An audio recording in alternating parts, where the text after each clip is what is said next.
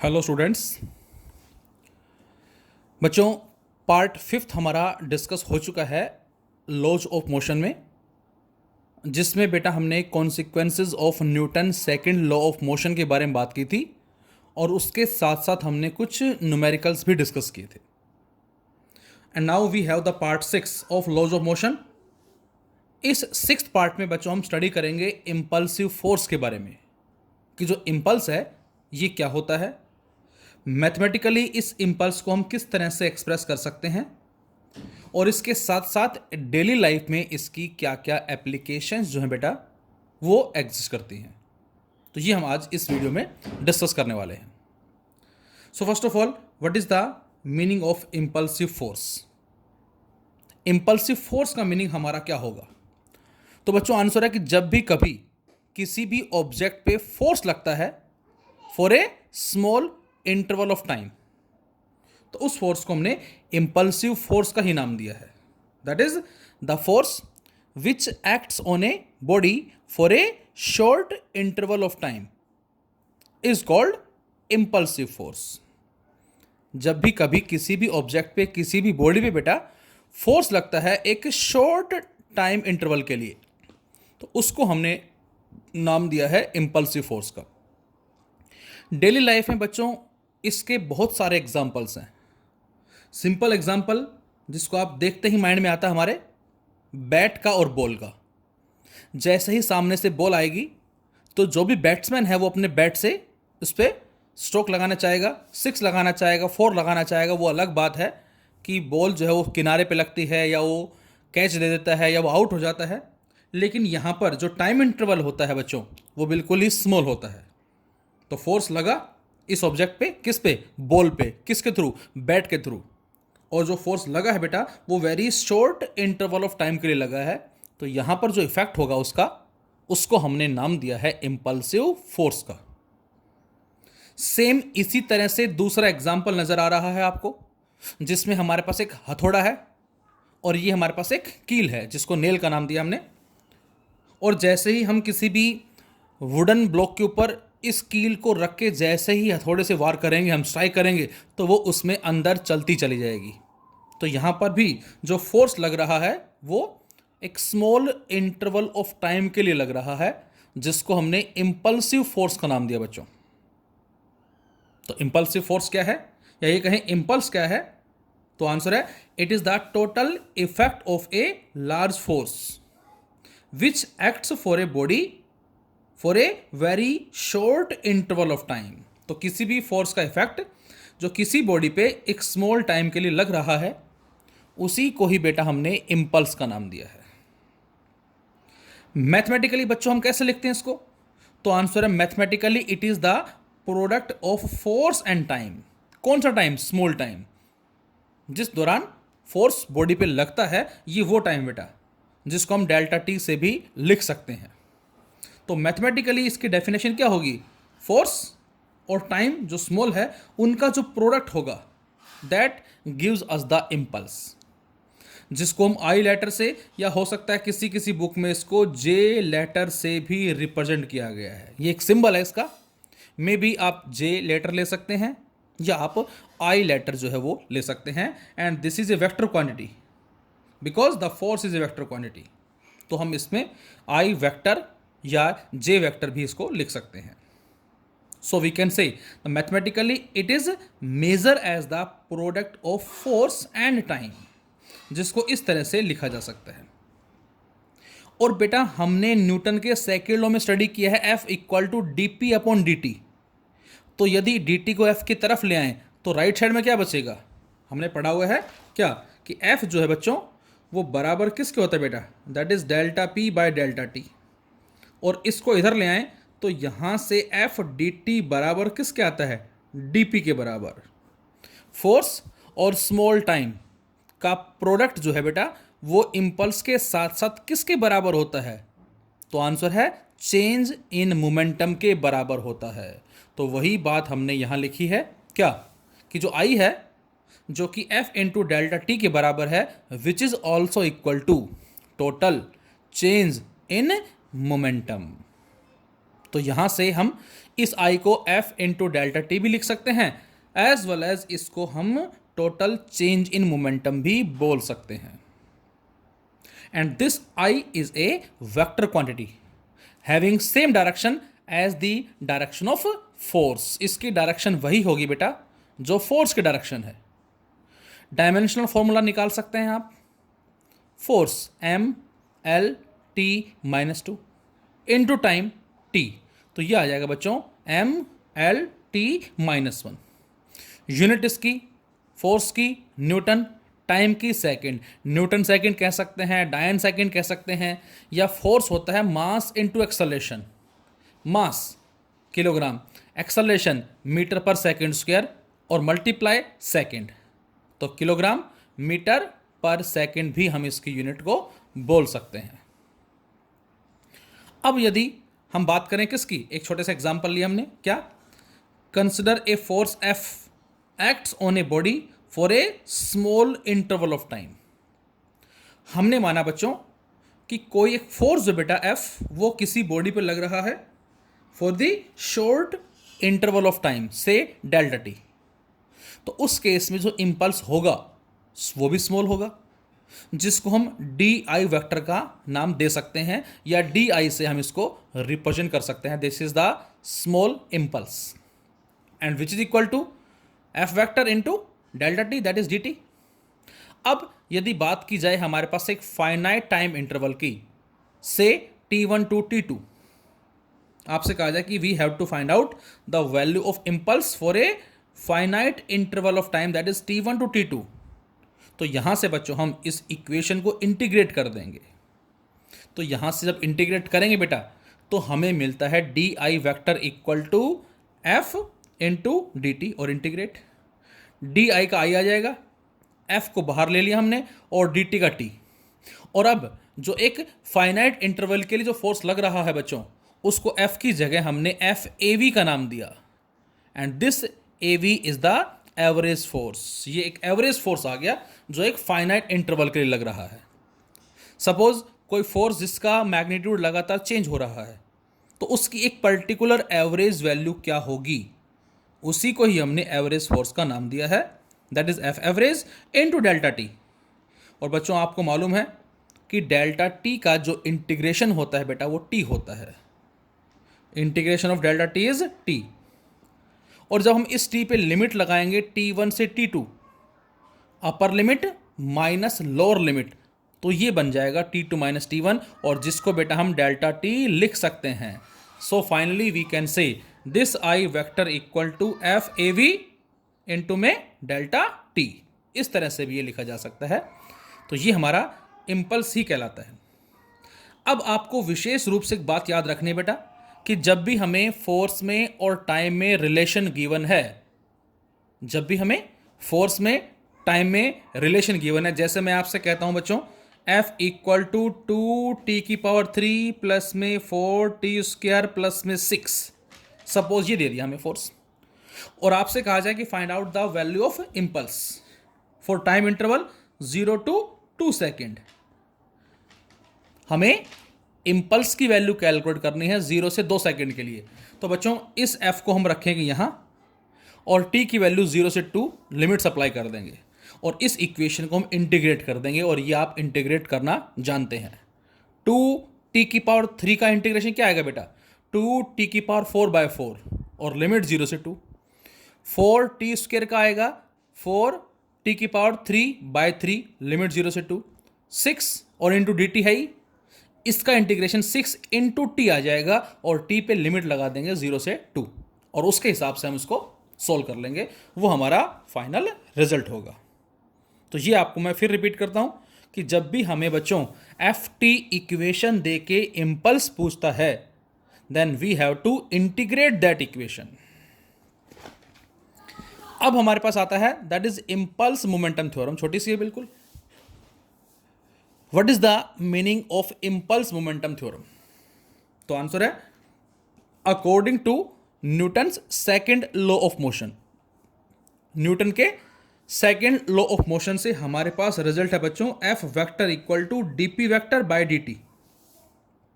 तो बेटा यहां से इस डी को यदि लेफ्ट में ले आए हम, तो डीपी बराबर किसके आ जाएगा? तो आंसर है DP vector equal to F vector into D T. और अभी अभी हमने पढ़ा है एफ इंटू डी टी जो आई के बराबर होता है बच्चों, तो हम इसको रिप्लेस आई से भी कर सकते हैं, ये हमने आई लिख दिया। So we can say this I vector equal to D P vector and integrate this equation from P1 to P2 where P1 is the initial momentum and P2 is the final momentum। तो बच्चों dp का आ जाएगा p और upper limit minus lower limit करेंगे बेटा, सो हमें जो result मिलता है फाइनली वो मिलता है i vector equal to P2 vector minus P1 vector, और जिसको हम डेल्टा p लिख सकते हैं या एफ डी टी लिख सकते हैं। तो मतलब मोमेंटम इक्वेशन से इंपल्स को फाइंड आउट करना, इसी को ही हम बोलते हैं इंपल्स मोमेंटम थ्योरम।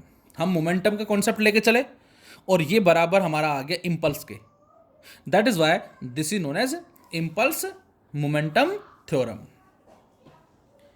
अब इंटीग्रेशन की बात हमने कर ली है कि जब भी हमें एफ में और टी में बेटा इक्वेशन गिवन हो और हमसे पूछा जाए इंपल्स बताओ, टाइम इंटरवल भी गिवन है, तो बच्चों उसको हम इंटीग्रेट करेंगे। लेकिन कई बार क्वेश्चन जो है वो ग्राफ का भी आ जाता है हमारे पास, तो ग्राफ की हेल्प से हम इंपल्स को किस तरह से फाइंड आउट कर सकते हैं, तो उसके लिए हमने एक नोट लिखा है और जिसको नाम दिया है बच्चों graphical method for measurement of impulse. किस तरह से हम ग्राफ के थ्रू इस इंपल्स को मेजर कर सकते हैं। तो इसके दो कॉन्सेप्ट बताए गए हैं, जिसमें पहला कॉन्सेप्ट है बेटा when a constant force acts, मतलब जब भी कभी किसी भी बॉडी पे किसी भी ऑब्जेक्ट पे एक कांस्टेंट फोर्स लग रहा है, when a constant force acts on a body लिख सकते हैं हम। किसी भी बॉडी पे किसी भी ऑब्जेक्ट पे बच्चों एक कांस्टेंट फोर्स लग रहा है। अब कांस्टेंट फोर्स लग रहा है, इसका मतलब क्या होगा? इसका मीनिंग होगा बच्चों कि टाइम के साथ साथ उस फोर्स के मैग्नीट्यूड में कोई चेंज नहीं आ रहा, जो ग्राफ से आपको देखकर समझ में भी आई थिंक आ रहा है। टाइम इंक्रीज हो रहा है लेकिन फोर्स हर बार क्या है बेटा? कांस्टेंट है, से 5 न्यूटन, कोई भी हो सकता है। तो अब आपसे कहा जाए कि हमें इस ग्राफ की हेल्प से इंपल्स की वैल्यू को फाइंड आउट करना है, तो बच्चों इंपल्स जो कि एफ इंटू टी के बराबर होता है या एफ इंटू डेल्टा टी के बराबर होता है। तो बेटा अब आप ये सोचें इस वीडियो को पॉज करके कि इस ग्राफ से क्या चीज कैलकुलेट करने से हमें इंपल्स मिलेगा। तो आपको आंसर मिलेगा कि यदि हम इस एफ टी ग्राफ से area under the curve calculate करें, मैं फिर रिपीट करता हूं, यदि हम इस एफ टी ग्राफ से फोर्स टाइम ग्राफ से बच्चों area under the curve find out करते हैं बेटा, तो वो ही हमें इंपल्स देगा। तो जब भी आपको किसी क्वेश्चन में या ये कहें किसी न्यूमेरिकल में एफ टी ग्राफ गिवन है और आपसे कहा जाए कि what is the value of impulse, तो इसका मतलब है बच्चों उस ग्राफ से हमें एरिया अंडर द कर्व जो है वही कैलकुलेट करना है। और यहां पर इंटरवल दे रखा है T1 से T2, इसके कॉरस्पॉन्डिंग निकालना है बेटा हमें। यह भी ध्यान रहे कि हमें किस टाइम इंटरवल के कॉरस्पॉन्डिंग इंपल्स फाइंड आउट करना है। हो सकता है 0 से T2 पूछता हो, तो फिर हम ये निकालते एरिया अंडर द कर्व यहां से यहां तक। उसने सपोज T1 से T2 पूछा है, तो हम इतना इतना निकालेंगे एरिया अंडर द कर्व, और ये हमें एक रेक्टेंगल का एरिया नजर आ रहा है, और जो होता है किसके बराबर? Length into breadth. एक साइड जो कि AB है, दूसरी साइड जो कि AD है, और इस AB को बच्चों हम F का नाम दे सकते हैं, जो भी हमें न्यूमेरिकल में गिवन होगा वो। और ये जो साइड है बेटा, तो आंसर है यहां से यहां तक है T2, यहां से यहां तक T1, तो ये कितना होगा? T2 minus T1, and this T2 minus T1 is delta T। तो इस तरह से हम कांस्टेंट फोर्स के कॉरस्पॉन्डिंग इंपल्स की वैल्यू को फाइंड आउट कर सकते हैं। लेकिन दिक्कत कब आती है बच्चों? दिक्कत तब आती है बेटा when a variable force acts, जब भी कभी एक वेरिएबल फोर्स लगता है उस केस में, जैसा कि ग्राफ में नजर आ रहा है आपको। क्या इसमें जो फोर्स लग रहा है वो लगातार इंक्रीज हो रहा है, मैक्सिमम हुआ और फिर डिक्रीज हुआ।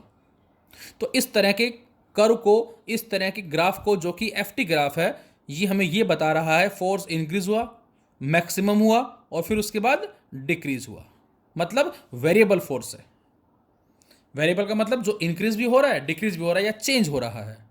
तो बच्चों अब इस केस में हम इंपल्स या ये कहें एरिया अंडर द कर्व कैसे फाइंड आउट करेंगे? तो बेटा हम इसका डायरेक्ट एरिया फाइंड आउट नहीं कर सकते। हम क्या करेंगे, हम इसमें एक स्मॉल स्ट्रिप रीजन कंसिडर करेंगे, कुछ इस तरह से जो आपको नजर आ रहा है। नाम डाल सकते हो आप इसका ABCD। ये जो आपको स्मॉल स्ट्रिप नजर आ रही है, ये एक रेक्टेंगुलर शेप में नजर आ रही है। तो बस इस रेक्टेंगल का ही एरिया हमें फाइंड आउट करना है। जो डायग्राम में आपको एक स्मॉल स्ट्रिप नजर आ रही है कुछ इस तरह से, जिसमें एरिया कैसे आएगा बेटा, ये साइड इनटू ये साइड। बोलो ये साइड कितनी है, तो answer F।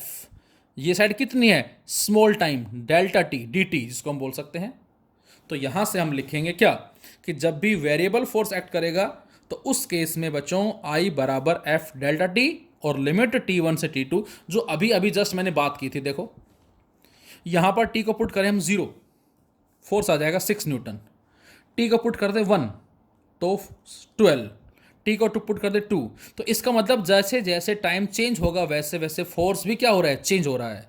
So this is a variable force, ये वेरिएबल फोर्स कहलाएगा, लेकिन ये केवल इंक्रीज होगा। मे बी कोई ऐसी इक्वेशन हो सकती है जो हमें मिले भी कि न्यूमेरिकल्स में, जिसमें फोर्स इंक्रीज हो या डिक्रीज हो। तो उसके रेस्पेक्ट में हम बोलेंगे कि जब भी हमें FT इक्वेशन गिवन हो बच्चों, तो उसको पुट कर देंगे हम, डेल्टा टी से मल्टीप्लाई करेंगे हम, और उसको इंटीग्रेट करके हम इंपल्स की वैल्यू को फाइंड आउट कर लेंगे। सो finally we can say in FT equation using integration we can find out the value of impulse. Integration की वजह से या इंटीग्रेशन को यूज करके हम इंपल्स की वैल्यू को फाइंड आउट कर सकते हैं। अब बेटा डेली लाइफ में इसके हमारे पास बहुत सारे एग्जांपल्स हैं जो हम कह सकते हैं applications of impulse in our daily life. सबसे सिंपल एग्जांपल जो हैं 4-5 वो मैंने यहां लिए हैं, इसके अलावा और भी बहुत सारे एग्जांपल्स हैं। इस एग्जांपल में ध्यान से देखें आप, ये कोई क्रिकेट प्लेयर है बेटा, और ये ऊपर से कोई बॉल आ रही है और ये क्रिकेट प्लेयर इस बॉल को कैच कर रहा है। लेकिन कैच कैसे कर रहा है, कुछ ऐसे अपने हाथों को पीछे ले जाके। अब ये अपने हाथों को पीछे क्यों ले जा रहा है, तो यहां हम बोलते हैं क्या, इसको हम बोलते हैं बेटा a cricket player lowers his hands while catching a cricket ball. A cricket player lowers his oblique her hands while catching a ball. कोई भी क्रिकेट प्लेयर जो है वो जब बॉल कैच करता है तो अपने हाथों को पीछे की तरफ ले जाता है। तो हाथों को पीछे की तरफ क्यों ले जाता है, जरा सोचें। तो आंसर मिलेगा कि हाथों को पीछे ले जाने का जो पर्पज है उसका, इसके जरिए वो टाइम को इंक्रीज कर रहा है। ही और she allow A longer time. भाई एक तो डायरेक्ट आगे होकर कैच करें हम, और एक हम अपने हाथों को पीछे ले जाएं फिर कैच करें हम। इन दोनों बातों में डिफरेंस किस बात का है, तो आंसर की जो टाइम है बेटा, मे बी वो बॉय है गर्ल है जो भी है, ही और she allows a longer time. और इस लॉन्गर टाइम से होगा क्या, smaller force require to stop it. क्योंकि जो फोर्स लगेगा शॉर्ट इंटरवल ऑफ टाइम के लिए, उसको हमने इंपल्स का नाम दिया बेटा। और बच्चों जितना टाइम इंक्रीज हो जाएगा उतना फोर्स का इफेक्ट जो है वो कम हो जाएगा, ये इस बात का मतलब है। तो इसलिए हम बोलते हैं क्या, कि हाथ में इंजरी होने के चांसेस ना के बराबर हों, कम से कम फोर्स से काम चल जाए, और इसलिए वो प्लेयर जो है अपने हाथों को पीछे की तरफ ले जाता है। इसके अलावा आपने ऑब्जर्व भी किया होगा, जब हम बाइक पे गाड़ी पे कहीं जाते हैं और रास्ते में जब गड्ढे आते हैं, तो जो कुछ अच्छी क्वालिटी की जो गाड़ियां होती हैं, बेटर क्वालिटी की हैं, या ये कहें जो नई कार होती हैं, उनमें जो धचके जो लगते हैं वो हमें बहुत कम लगते हैं, ना के बराबर। और कोई टूटी फूटी हमने पहले से ली हुई है जिसमें कोई शॉकर वगैरह भी प्रॉपर नहीं है, तो उसमें हमारी हालत ख़राब हो जाती है। और सपोज कोई डिस्टेंस 2, 4, 10, 50 की जगह कोई 200, 400 किलोमीटर का है, तो वहाँ पहुँचते पहुँचते तो हमारे शरीर की हालत बहुत ही ख़राब हो जाती है, बहुत सारी प्रॉब्लम्स हो जाती हैं। देखो मैं तो फेस कर चुका हूँ ऐसा, मे भी आपने भी कभी लाइफ में फेस किया होगा। तो बेटा यहाँ लिखा हमने एन ऑटोमोबाइल लाइक कार, बस, ट्रक, स्कूटर और भी बहुत सारे हैं, आर प्रोवाइडेड विद शॉकर्स। तो ये हम एग्जाम में देते हैं कि जो व्हीकल्स होते हैं, हमारे ऑटोमोबाइल्स होते हैं, उनको शॉकर्स प्रोवाइड किए जाते हैं। वाई? तो बच्चों शॉकर्स का पर्पस क्या है? तो आंसर है कि जैसे गड्ढे आएंगे, इन टायरों के थ्रू जो जर्क हमें मिल रहा है जमीन से, वो जर्क ऊपर पहुंचेगा। ऊपर किस तक? जो गाड़ी में पैसेंजर्स बैठे हुए हैं, लाइक हम बैठे हुए हैं। लेकिन जो शॉकर्स हैं वो उस जर्क के इफेक्ट को कम कर देते हैं। क्यों? By increasing the time. Time को इंक्रीज करके उस फोर्स का इफेक्ट जो बच्चों वो रिड्यूस हो जाता है, और जिसकी वजह से हमारी जर्नी थोड़ी स्मूथ हो जाती है, आसान हो जाती है। तो ये इसका हमारा एक रिजल्ट होता है। तो आंसर है कि शॉकर्स जो है बेटा वो इंक्रीज कर देंगे the time of jerk, hence force reduce, और जो इंपल्सिव फोर्स का इफेक्ट होगा वो कम हो जाएगा। तो इसका हमारा ये कॉन्सेप्ट होगा। थर्ड, जब भी कभी किसी गाड़ी का एक्सीडेंट होता है बच्चों, तो उसमें जो भी इंसान बैठा होता है, हड्डियां टूट जाती हैं, बहुत सारी चोट लग जाती हैं, बहुत सारी चीज़ें हम पढ़ते हैं। तो अब जो एकदम से एक्सीडेंट हुआ उससे इंसान के हाथ पांव टूट जाते हैं, हड्डियां क्रैक हो जाती हैं, ऐसा क्यों? तो ऐसा भी आप समझ सकते हैं क्या? There is a large change in momentum of a person in a very small interval of time. जैसे ही एक्सीडेंट होगा तुरंत, तो बेटा गाड़ी का मोमेंटम बहुत फास्ट है, और जब वो गाड़ी एकदम से रुकेगी तो मोमेंटम में बहुत ज़्यादा चेंज आएगा, बिल्कुल स्मॉल इंटरवल ऑफ टाइम में। सो we can say a large force is exerted on the body of person, और उसकी वजह से बेटा उस पर्सन की बॉडी पे एक लार्ज फोर्स काम करेगा, विच ब्रेक्स द बोन, और वही हड्डियों को तोड़ देता है। लेकिन आपने कभी सुना हो या कभी देखा हो कि यार गाड़ी की टक्कर हो गई बहुत बुरी तरह से, और उसमें जो आदमी बैठा हुआ था, 1 2 3 जो भी हैं, उनको खरोच तक नहीं आई? शायद सुना होगा आप लोगों ने। अब यदि मैं ये कहूं कि ऐसा उनके साथ क्यों होता है, तो आप क्या आंसर देंगे? सोचें। आपने एक छोटी जो है क्या बोलते हैं, जो पहेली है वो सुनी होगी कि एक छत के ऊपर मुर्गी बैठी हुई है, उसने अंडा दिया है, अंडा ज़मीन पे गिर गया, और उसके बावजूद भी अंडा नहीं टूटा। क्यों? अब आप ये मत कहना कि मुर्गी प्लास्टिक की थी, ज़मीन के नीचे कुछ घास फूस रखी थी, सब कुछ, मुर्गी भी असली है, अंडा भी असली है, जगह भी असली है, और पक्की जगह पे गिरा। तो बेटा ऐसे क्वेश्चंस का हम एक ही आंसर देते हैं, क्या? जाको राखे साइयां मार सके न कोई। भगवान जिसकी रक्षा करता है उसको कोई हानि नहीं पहुंचा सकता। तो ये तो हमारा एग्जाम्पल हो गया। लेकिन फिर भी कुछ केसेस हम डेली लाइफ में ऐसे सुनते हैं बच्चों, जिसमें बुरी तरह से गाड़ी चकनाचूर हो जाती है, लेकिन उसके अंदर बैठा इंसान को खरोच तक नहीं आती।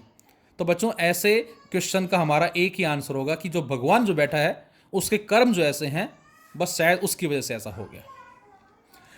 इसके अलावा फोर्थ एग्जाम्पल हम ले सकते हैं कि जो हमारे पास ग्लास जो होते हैं, कांच के जो आइटम होते हैं बच्चों, चाइना की जो जो हमारे पास ट्रे टाइप में होती हैं, जो छोटी हमारी जो चीनी मिट्टी से बने जो प्लेट्स होती हैं, जो हम चाय वगैरह के लिए यूज़ करते हैं बच्चों, तो जब हम उसको लेकर आते हैं बेटा, तो उसको पैकिंग करने से पहले, कार्टून के डब्बे में पैक करने से पहले, उसके चारों तरफ कुछ घास फूस डाली जाती है, पेपरों में उसको लपेटा जाता है। ऐसा क्यों? तो आंसर है कि यदि हम ऐसा ना करें, यदि हम ऐसा नहीं करते हैं बच्चों, तो उस केस में क्या होगा, जब वो गाड़ी के थ्रू माल हमारे पास पहुंचेगा तो उनका आपस में ही रगड़ रगड़ के कोलिजन होगा, भाई मूवमेंट होगा, और उस मूवमेंट की वजह से आपस में कोलाइड करेंगी, और उसकी वजह से वो टूट जाएंगी। तो उस इफेक्ट को मिनिमाइज करने के लिए बीच बीच में हमने उनको गत्ते भी लगा दिए हैं, और इसके अलावा हमने घास फूस कहें या छोटे छोटे कागज़ कहें, उसमें रैप भी कर दिया है, ताकि इंपल्सिव फोर्स का इफेक्ट कम हो जाए। तो यहाँ पर भी हमारा जो कॉन्सेप्ट है ये है। इसके अलावा भी आप बता सकते हैं बेटा क्या, कि जो हमारी आइस स्लैब होती है, एक कराटे बाज कह सकते हैं या कोई भी इंसान एक आइस स्लैब को तुरंत तोड़ देता है फटाक से। एक तो वो अपने हाथ को धीरे धीरे ले जाए तब तोड़े, और एक हाथ को फटाक से ले जाए, तो फटाक वाले केस में टूट जाती है। तो यहाँ पर रीज़न क्या होगा, टाइम की इफेक्ट कम से कम होता है, जिससे फोर्स का इफेक्ट ज़्यादा होता है, और जिसकी वजह से वो आइस स्लैब जो होती छोटी वो टूट जाती है। इसके अलावा आप और भी एग्जाम्पल दे सकते हैं, लाइक सीट बेल्ट का हमारा एग्जाम्पल है, हेलमेट का हमारा एग्जाम्पल है बच्चों, कि जो हम सेफ्टी पॉइंट ऑफ व्यू से जो हेलमेट यूज़ करते हैं, आपने देखा भी होगा कि कोई भी आदमी जो गाड़ी चला रहा है, स्कूटर चला रहा है, बाइक चला रहा है, और गवर्नमेंट ने कंपल्सरी कर रखा है कि उसके सर पे हेलमेट ज़रूर हो। यदि हेलमेट नहीं पहना उसने तो चालान हो जाएगा। अब यहाँ पर दो कॉन्सेप्ट हैं। पहला कॉन्सेप्ट, उसका जो आउटर सरफेस होता है बेटा वो हार्ड होता है। क्यों? क्योंकि जैसे ही कोई इंसान गिर जाए, गिरते ही जो भी फोर्स उस पर लगेगा वो फोर्स उस आउटर सरफेस के कॉरस्पॉन्डिंग यूनिफॉर्मली डिस्ट्रीब्यूट हो जाएगा। फर्स्ट रीजन, जो इसका आउटर कोर है बेटा हार्ड जो होता है और स्फेरिकल शेप में होता है, तो उसका रीजन क्या है? उसका रीजन है कि वो जैसे ही जमीन पे गिरा या उसका सिर दीवार से टकराया, तो जो भी फोर्स लगा वो फोर्स उस पर यूनिफॉर्मली डिस्ट्रीब्यूट हो जाएगा। फर्स्ट, तो इसका मतलब जो फोर्स एकदम से लगा उसका इफेक्ट डिस्ट्रीब्यूट हो गया, वो बट जाएगा, हिस्सों में टूट जाएगा। ये इसका मतलब है। एक तो सीधा फोर्स लगे 20 न्यूटन और एक सीधा फोर्स 20 ना लग के दो न्यूटन 10 जगह स्प्रेड हो जाए। सेकंड, इसके अंदर की तरफ आपने ऑब्जर्व किया होगा एक फोम लगा होता है। वो फोम क्या करेगा? फोम उस फोर्स के इफेक्ट को मिनिमाइज कर देगा बाय इंक्रीजिंग द टाइम, क्योंकि अब वो फोर्स जो है उसके सर तक पहुंचने में उसको फोम से गुजरना पड़ेगा, जिसकी वजह से उसका इफेक्ट और भी कम हो जाता है। तो बच्चों यहां पर इस तरह से हम ये कह सकते हैं कि इंसान बच सकता है। लेकिन यदि सर से भगवान ना चाहे कुछ ऐसी मिस हैपनिंग हो जाए, शायद हम बात ना करें इसके बारे में तो ठीक रहेगा। तो यहाँ से हेलमेट जो है बेटा उसका भी हमारे डेली लाइफ में बड़ा ही ग्रेट इम्पैक्ट होता है। सीट बेल्ट हम यूज़ करते हैं, तो सीट बेल्ट का भी पर्पस सेम ही है बच्चों। बहुत से केसेस में हमने सुना है कि सीट बेल्ट की वजह से वो इंसान बच गया। तो सीट बेल्ट का पर्पस क्या होता है कि जैसे बाई चांस एक्सीडेंट हो भी जाए तो वो सीट बेल्ट उस इंसान को तुरंत वहीं रोक लेती है, क्योंकि एक लार्ज मोमेंटम में चेंज आता है, और जिसकी वजह से यदि इंसान ने सीट बेल्ट नहीं लगा रखी है वो एकदम से सामने वाली सीट पे जाके गिरेगा और सर फट सकता है, सर उसका शीशे से लग सकता है, शीशे को तोड़कर बाहर निकल सकता है, कुछ भी मिस हैपनिंग हो सकती है। लेकिन शायद सीट बेल्ट यदि हम लगा लें तो हम एक बड़ी मिस हैपनिंग से बच सकते हैं। तो प्लीज़ आप सभी से रिक्वेस्ट है, जब भी अपनी फैमिली के साथ जाएं, अपने पेरेंट्स को, अपने बड़े जो भी हैं उनको सीट बेल्ट के लिए, और आप भी खुद सीट बेल्ट यूज़ करें। जब भी व्हीकल्स चलाएं जरूर आप हेलमेट का प्रयोग करें। तो आज का लेक्चर हमारा था इस पे बेस्ड। Thank you.